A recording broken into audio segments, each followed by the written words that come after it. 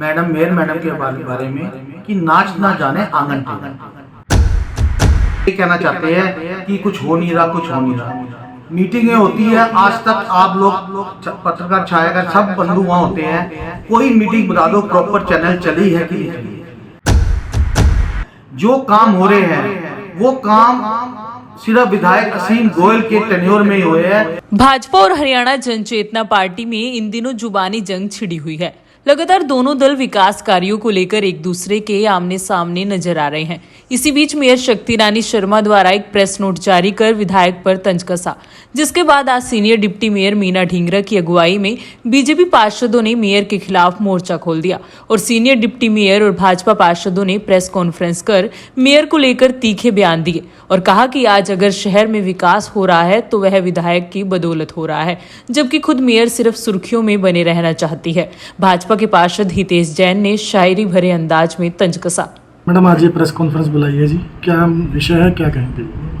नमस्कार जी, पहले तो मैं मीडिया का धन्यवाद करती हूँ और हमारे मेयर मैम तंज कस रहे हैं शहर के विकास को लेकर और जनता को गुमराह कर रहे हैं कि शहर का विकास नहीं हो रहा और जो काम रुके हुए हैं, जो पहले वाले भी रुके हैं वो भी हो रहे हैं और जो अब रुके हैं शहर को सुंदर बनाने के लिए वो किसी कारणवश ही रुके हुए हैं, वो भी सरकार कर रही है।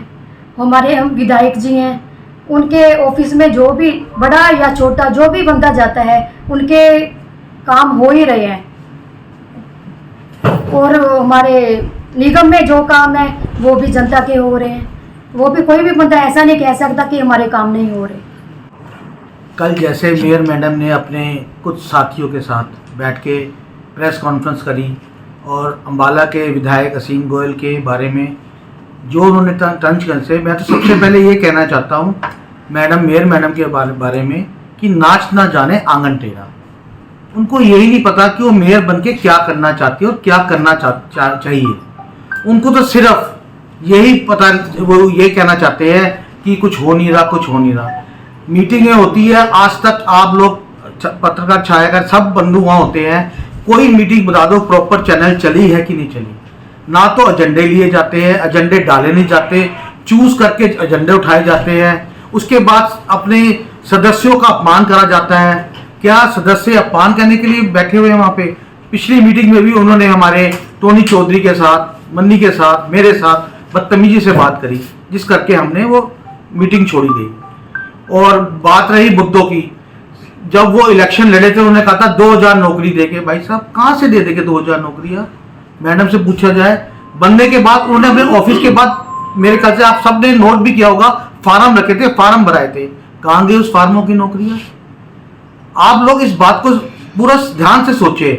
हर मीटिंग में कहते हैं हम 1 करोड़ रुपए, 25 लाख रुपए, 50 लाख रुपए डेवलपमेंट के लिए देंगे। भाई कहाँ से देंगे पैसा? क्या उन्होंने सोचा है कि पैसा कहाँ से आएगा? सिर्फ मीटिंग में बोल देते हैं, उसके बाद लोगों के ऊपर डाल देते हैं। हम लोग पार्षद बने हैं, हमें लोगों के बीच में जाना पड़ता है, वो पूछते हैं कहाँ गए पैसे? पैसे कहाँ से आएंगे? पैसे आएंगे प्रॉपर वे में से आते हैं। ये नहीं कि बोल दिया 1 करोड़ हर मेंबर को दे दिया। आज तक पूछो कौन सा आया? मेरे वार्ड में पिछली बार के 25 लाख में से भी 8 लाख रुपए भी नहीं लगे हैं। सिर्फ वो भी लड़ने के बाद 14 लाख का काम हुआ है। उसके बाद फिर 25 लाख बोल दिए, फिर 50 लाख बोल दिए। मतलब मेरा तो सारे नगरवासियों से यही कहना है, जो काम हो रहे हैं वो काम सिर्फ विधायक असीम गोयल के टेन्योर में ही हुए हैं। ये कहाँ थे? अब बात करी जाए इनके पति जो कि मंत्री भी रह चुके हैं। मैंने सबसे पहले मीटिंग में बोला था कि शहर का जो बुरा हाल किया है वो सीवरेज से हुआ है। मेरे ख्याल से आप सबको ही पता होगा कि विनोद शर्मा के टाइम में 325 किलोमीटर की सीवरेज डली थी।